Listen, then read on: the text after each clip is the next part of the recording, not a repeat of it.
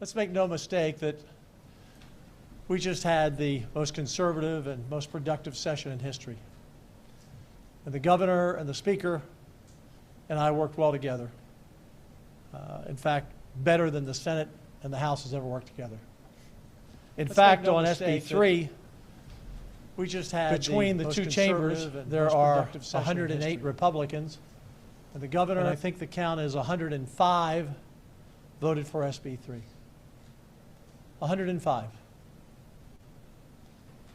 Virtually every police department in the state of Texas wrote a letter to the governor and asked him to not veto SB 3. They gave every reason, by the way, to every pushback by the hemp industry. The Pediatric Association came out in favor of SB 3. Texas Medical Association came out in favor of SB 3. This is not a Dan Patrick bill. This is a bill that reasonable people in professions that know best, from medicine to law enforcement to education, said they all support. And 105 members, mostly all Republicans, but in the Senate we had a number of Democrats who voted for it. It puzzles me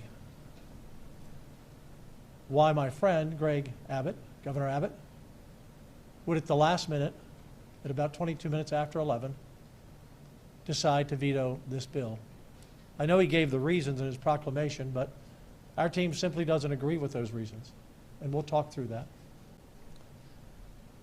In reading the proclamation, one can only come to this conclusion, which surprises me. The governor of the state of Texas wants to legalize recreational marijuana in Texas. That's the headline, folks, because that's what his proclamation does. Now, whether it's unintentional and he didn't think through it, or whether it's intentional, that's the result of the veto. I'm very concerned that we go through this period of time that these shops may stay open, continuing to spew out their poison. Because even if his proposed bill passed, as he suggests, it would take a lot of time for them to get up to speed, to have manufacturing testing, to test it at all levels, to go through all of the issues that he lays out. And during that time, they would still be operating as they are. Let's remember, in 2019, marijuana was not legal in Texas. We passed the hemp bill, and then new technology came out on Delta 8 and Delta 10. And bad actors, he called them bad actors. He calls them bad actors, as I have, went around that. And they sold products that destroyed families. Destroyed families. And make no mistake, what they're selling is illegal today. This past Tuesday, or I guess it was this past Tuesday, today's a few days from then, we had a bust, a drug bust, by the Allen Police Chief and the Department of Enforcement for Drugs, DEA. They confiscated 34 tons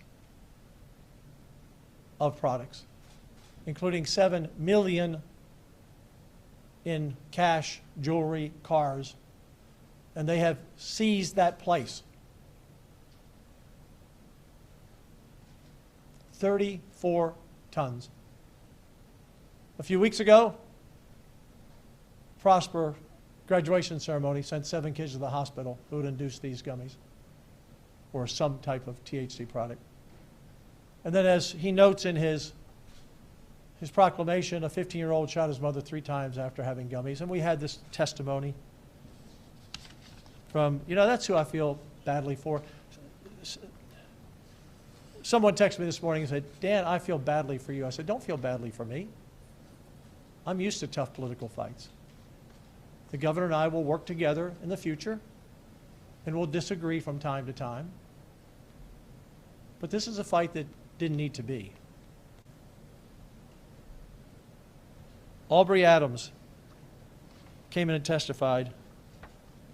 She said the veto demonstrates that the interests of the hemp THC industry are prioritized over the safety of Texas children and the well-being of Texas schools. Again, what Governor Abbott proposes is for us to legalize marijuana in Texas by regulating it. Let me walk through a couple of notes from his proclamation. He says Texans on each side of Senate Bill 3 debate raise serious concerns. But one thing is clear: to ensure the highest level of safety for minors as well as for adults who obtain a product more dangerous than what they expected, Texas must strongly regulate hemp and do so immediately. The best way to protect the adults and the children is to ban the product. You cannot regulate 8,000 to 9,000 locations. We do not have enough law enforcement to do so. And they'll continue to sell it, skirting the law. And actually, what will they be selling if the governor is correct in his proclamation?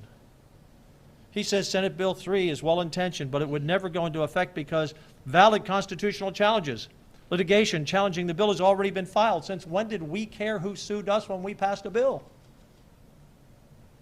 Oh, someone's already sued us. Oh, gotta stop. I'm sure if they haven't already, they're going to sue us on school choice and the 10 amendments. And they're going to file a bill on the prayer bill. We deal with lawsuits all the time. So that shouldn't be a surprise. He says if we were to allow Senate Bill 3 to become law, its enforcement would be enjoined for years. How does he know that? How does he know that? And how does he know what he proposes there won't be a lawsuit filed and enjoined for years? The federal law says this: nothing in the federal law preempts or limits any law of a state that regulates the production of hemp and is more stringent than the federal law. That's what the federal law says. We can ban, we can regulate, and be more stringent than federal law. How do I know we can ban? Because there are already a number of courts that have said so. The Fourth Circuit, the Seventh Circuit. California, Gavin Newsom, of all people, banned THC. They've got a big drug program out there, but they banned THC because it was too dangerous. So is Colorado, and they've got a big drug program because of its danger. So the governor's whole proclamation is built around, and he told me this on Sunday. I talked to him yesterday. He said, it's the Arkansas case. This was a lowly district judge in Arkansas. And it's been going through the courts. We believe the Eighth Circuit will stand with Arkansas. And so if that happens while we're going through this charade, then what's the governor going to say? Oh, I guess I was wrong about Arkansas. But even if Arkansas loses, it doesn't matter. Arkansas does not impact Texas. So the idea that we can't ban the product has already been upheld by the higher courts on multiple occasions. There's no justification saying that we can't ban it. He goes on to say, my conclusion, or the conclusion, is not speculative. Really? So he's perfect. He's not wrong. He's absolutely sure this bill would be thrown out. When you look at the law, again, what the federal law says, we can ban it. The only thing we can't do is stop transportation through the state. You know, he actually mentions that in his proclamation. He mentions that one of the problems with this bill is about stopping transportation. But he didn't write the entire sentence. He's the lawyer, not me. It says you can't pass a bill to ban transportation through a state.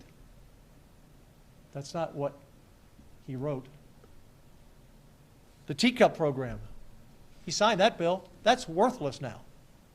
Here we passed maybe the best teacup program, Texas for Compassionate Use, to address those with PTSD, cancer, Crohn's disease, we added.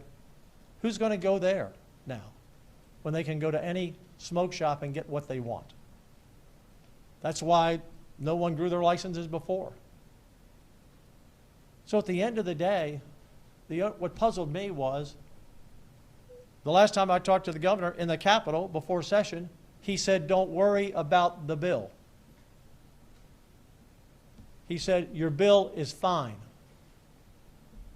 That's what he told me, in front of witnesses. In fact, he asked a couple of lawyers on my staff, he said, can you give me some answers I can give, because when I sign this, I need some answers to give. So what happened? Who convinced him? On his staff, from the outside? To kill Senate Bill 3? You know, and look, we'll work with the governor. We'll see what happens in the special session. But where has he been all session? Where's he been? I mean, we get this proclamation from him last night after midnight. And he parachutes in at the last moment with arguments that we do not think are valid. I mean, he talks about the takings, for example. Well, we can't have a takings here. It's one of the reasons I have to veto this bill.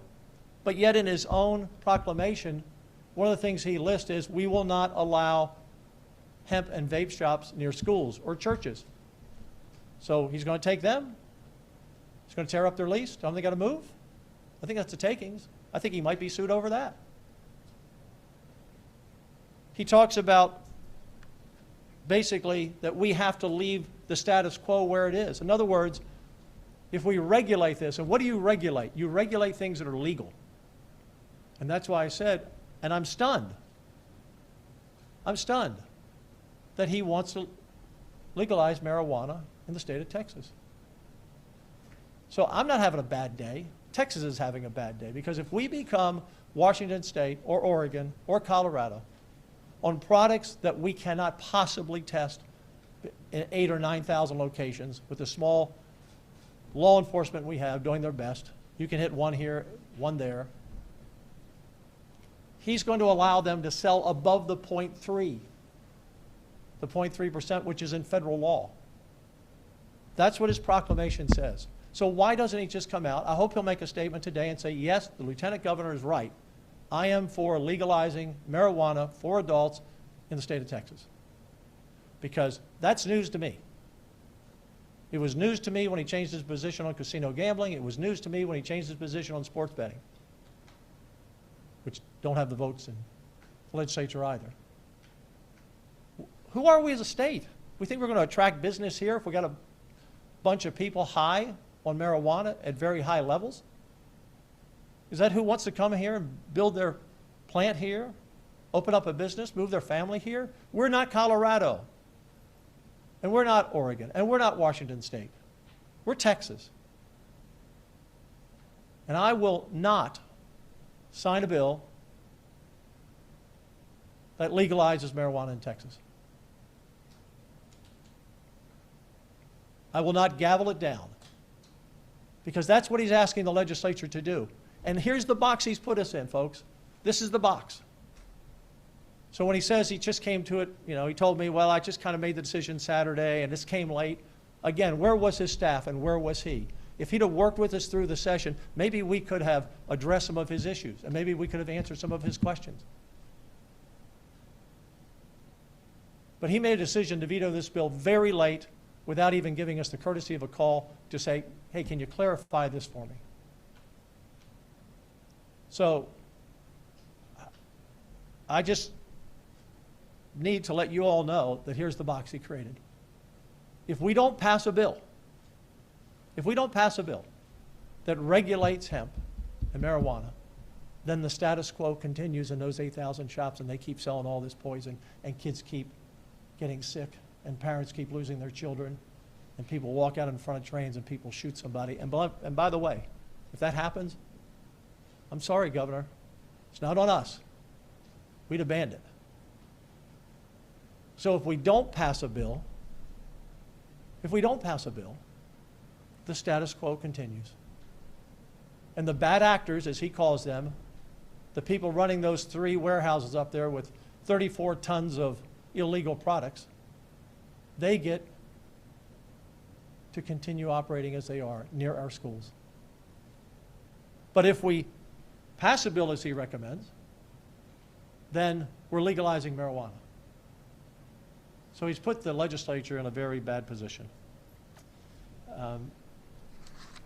Like I said, politics can be hardball. I respect the governor. I'm not a lawyer. He's a Supreme Court judge, former Attorney General. But his argument is flawed. Other courts, circuit courts, have ruled we can ban the product in states. We're not, and other courts have ruled. The Supreme Court has ruled it's not a taking if you take something illegal from someone. He worries about the hemp farmers. Our bill doesn't even mention the hemp farmers. We deal with consumable products, and he throws in healthcare products and those. Ours dealt with drugs and food, primarily. So there's nothing in his proclamation to me that makes any sense. It contradicts itself. And it looks like someone on his staff just lifted the TABC code, Texas Alcoholic and Beverage Commission, and put it into his proclamation. It says stores will be closed on Sundays. Stores can only be open 10 to 9. That's right out of the TABC code on liquor stores, packaged goods stores. He says we will regulate it that you are limited to your purchases. You can only buy so many products. Wait for that lawsuit from someone. Are we going to start limiting, how many bottles of Jack Daniels you can buy, or how many six-packs you can buy? None of his proclamation makes sense to me and to my legal team. Questions? Do you see any middle ground between you and the governor, or is this, you guys are polar opposite? We have lots of agreements and disagreements at time of session. We usually find common ground. But this veto this late, after he told me he was going to sign it, your bill's fine. And he told me yesterday, well, after I looked at it, there's some problems here. Problems that we answered all the questions. And he still vetoed the bill. So I didn't start this. I did my work. We did our legal work. We talked to lawyers. We made sure this was constitutionally sound. We didn't have anyone that we talked to in the legal profession that said this was not constitutionally sound.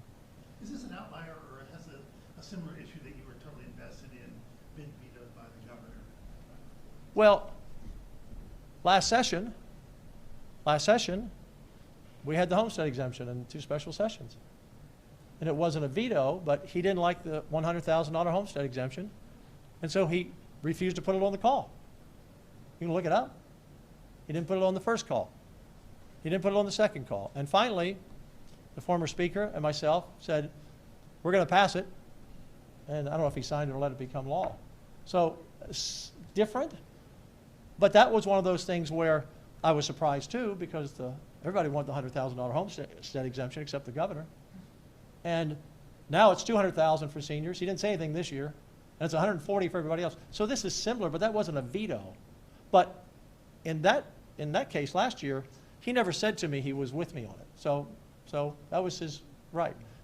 Look, he can do anything he wants. He's the governor. Again, we'll work together in the future, and there's no personal hard feelings here. But I got to stand up for the people of Texas. And the people of Texas do not want us to legalize marijuana. So are you saying you're going to refuse to regulate it? The only way you can regulate it is for him to say that no product could be sold with more than 3%, and that it would be taxed very heavily, because that would put them all out of business, because they're not interested in selling products under 3%. They're interested in selling products sky high in THC. Could you support that kind of bill? That's Is that the bill that's going to come out of the city? I have no idea. I'm staying with the ban, because we can't, Rudy, we cannot regulate. And even if you go to 3%, there will be bad actors. You cannot regulate 8,000 stores. Law enforcement knows that. So you can't regulate it. And we talked about it during session. Can't do it. And the members decided the only way we can address this is to ban it. So whenever we regulate alcohol, Yeah. we keep the high Yeah. levels of alcohol Yeah, and you know what? And you know, it's a great point. I'm glad you brought that up. Because one of the things that someone on the TABC told me, thank goodness you're doing this, because we couldn't possibly inspect it. Because we don't inspect liquor. We don't go and open a bottle of Jack Daniels and see if it's the real deal. We don't take a taste test or some kind of test on Crown Royal to see if it's the real deal. Based on the thousands of Texans that. And so, excuse me one second. I haven't finished. Excuse me one second. Excuse me one second. Because they don't do it, because these are corporations, major companies, they know if they don't make sound products, they'll be sued. If they cause any injury or death, they follow their regulations. We don't know who's making any of this. We don't know where it's coming from. Nobody knows what's in the packages. So the idea that somehow we're going to have this new testing and they're all going to be responsible for their own factories to test the products. And he also says in here, it can't look like anything that would attract a child. Well, that's in the eye of the beholder. So now we're going to get into telling you, well, that package, I'm sorry, got to take that off the shelf. I mean, it's ridiculous to think that even in the state of Texas, with 80,000 law enforcement officers, that we can inspect 8,000 to 9,000 shops. It's not possible. Yes, sir. Lieutenant Governor, Yeah. Speaking of special sessions, Yeah. there's been reports of a push from the Trump administration to have a special session for redistricting here. You've Yeah. been in D.C. a lot recently. You had a Yes. chance to talk with anyone from the administration about that push? I'll just say that if we can pick up Republican seats in Texas to make Congress stronger, after what the Democrats did to our country in the last 4 years, and what they're still doing, criticizing the President of the United States, want to impeach him for protecting American lives by taking out an Iranian nuclear threat to the world, I want more Republican congressmen. Governor, you said it was news to me when Governor Abbott changed his position on casinos. Can you Yeah. expand on that a little bit? Well, he said, when we ran in 15, he said, I'm not for expanded gambling, and I'm not for legalizing marijuana. And I said here now, he came out and said, you know, if they pass a bill on casinos, I'll look at it, which is very clever. This session, he started by saying, I think we should have a vote on sports betting. And now I mean, if I'm wrong, Governor, and you're watching, then please put out a statement that you do not want to legalize marijuana for adults in the state of Texas, because that's what either by default you're doing or on purpose you're doing. And I'm On the SB3 veto, do you think any of the recent polling influenced the governor on this decision? look, the polling from the other side has done a great job of manufacturing all kinds of people to fight for their illegal business. I'm telling you again, folks, everything, or virtually everything they're selling in these shops is illegal today. If I can get a couple of state troopers and go down to a store today, we will find illegal products. That's what they found up in the warehouse. Everything they tested in the warehouse, was illegal. And they took 34 tons of it. How would the veto Yeah. affect the 34 tons of rain? It doesn't impact that. They broke the law up there, or allegedly. It will have to go to court. It doesn't change. It was illegal Tuesday. It's illegal today. It will be illegal next week. Under federal law. Under federal law, it's illegal. So I don't know what else you can do. 105 out of 108 Republicans vote. I think the governor should give the benefit of the doubt to the legislature and to law enforcement and to everyone in medicine and everyone in education. He's the only guy. He's the only guy that didn't want this bill to pass, except the people in the business making a fortune off poisoning our kids. Is an override an option in a special? There's some question about whether that's possible. I mean, I don't know. I don't think that we can in a special, but I don't know. I'd have to check that. But you know, we could just repeal we could just pass a bill to repeal the bill we passed, and that would put an end to it. You just threw that Hey. one out there. Yeah. What is the best possible outcome you think the decision of the yeah, special what session? are the options of that? In your position? To ban it. Again, Look, we had 105 votes. pass another ban? Is it possible? Passed another bill. Now, he didn't put that on the call. He said regulation. His words were very careful. Deal with the regulation. So he's, again, I don't want to complicate this. He's talking about getting kids out of it, you know, doing all the things to keep kids away from it, move all the stores. Again, this would be a takings, in my view, that he could get sued over. Moving all these stores away from churches and parks and schools to wherever he's going to move them. And again, you just don't go and tear up a lease. They have these leases. It's the product in the store that's the problem, not where the store is. Sir, have you spoken with Governor Abbott since the veto? No. I had thought for sure that after we talked yesterday, and we had a very amiable discussion. Look, I'm not mad at the governor. I'm not mad at the governor, but I'm not going to legalize marijuana in Texas. And if people want to vote me out of office for that, so be it. Not going to do it. Lieutenant Governor, I spoke with someone at the hemp industry Yeah. today. Yeah. And they told me that through DHS, they Right. are already regulated, the ingredients are already tested, and it's, what they're offering is legal. Yeah. BS on all of it. Then why has everybody that's gone into a store found illegal products? Why have they been confiscated?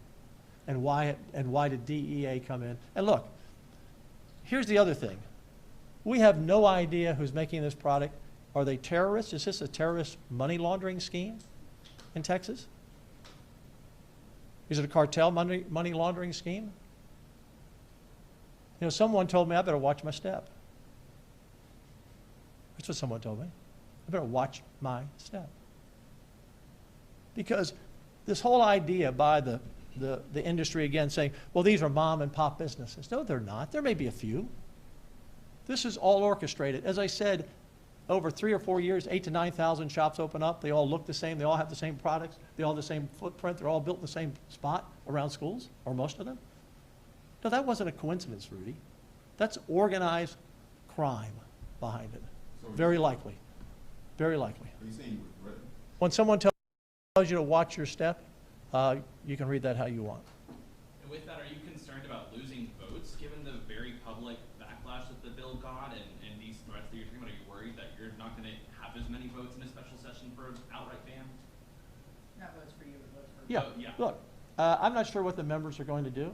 That will be up to them. But they will understand they're casting a vote to legalize marijuana in Texas. I don't know how they'll react. But I'm not. Lieutenant Governor, I will not be on the podium. If their votes are there, and I always follow the will of the Senate, and the Senate wants to vote for it, that's up to them. We would have to have 15 Republican votes. Out of 19 members, we're down one now with Kelly Hancock going. So it has to meet that threshold on any bill. I don't know if there are 15 to legalize marijuana. I don't want to do that to my state. And look, I know this is what confused me about the governor. He doesn't want to do that either. I mean, he makes my argument in his proclamation. Bad actors, the bad things that are happening to kids. And so his answer is, well, we're going to stop the kids. We'll just regulate it. We'll legalize it. And I don't think he's ever run on that platform. I doubt if he'd run on it this year when he's running for governor. I'd be surprised, but maybe he will. Maybe I missed a step. will you support a Senate bill to have a hearing in the Senate, or will you wait for a House bill to come to the Senate? Rudy, I won't speculate. We have a ways to go and a lot to do. But I personally,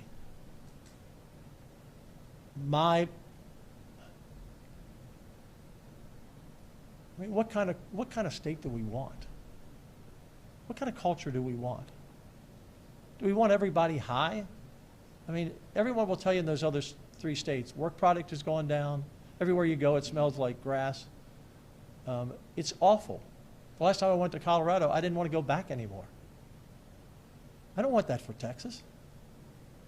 You know, gaming and sports betting, look, that's a people's choice, whatever they want to do. If that happens, it happens.